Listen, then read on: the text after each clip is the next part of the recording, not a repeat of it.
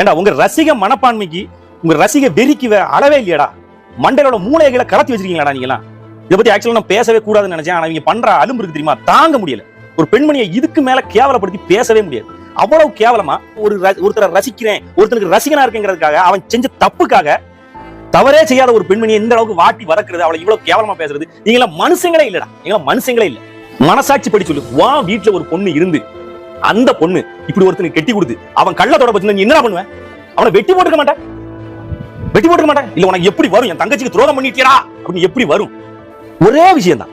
அந்த ஆளோட வாசம் தெரியுமா உனக்கு? அவன் கை சைஸ் தெரியுமா? அவன் சட்டை சைஸ் தெரியுமா? அவன் என்ன சாப்பிடுவான்னு தெரியுமா? அவன் என்ன எதுவுமே உனக்கு தெரியாது. உன்னைய பொறுத்தவரை அவன் சினிமால ஆடுறது மட்டும்தான் உனக்கு தெரியும். ஆனா கூட இத்தனை வருஷம் வாழ்ந்த மனைவிக்கு அவன் எப்படி இருப்பான், எப்படிப்பட்டவன் எல்லாமே தெரியும். அப்படிப்பட்ட ஒரு மனைவி இவர் இப்படி தப்பு பண்ணிட்டாரு, இவர்கிட்ட இருந்து நான் விலகுறேன்னு சொல்றேன். அவளை விட உனக்கு என்னடா தெரியும் அவளை பத்தி? அப்படிப்பட்ட ஒருத்தி அவரை விட்டு விலகுறா, மானமா விலகுறா. அவ உங்கள்கிட்ட வந்து முறையிடல.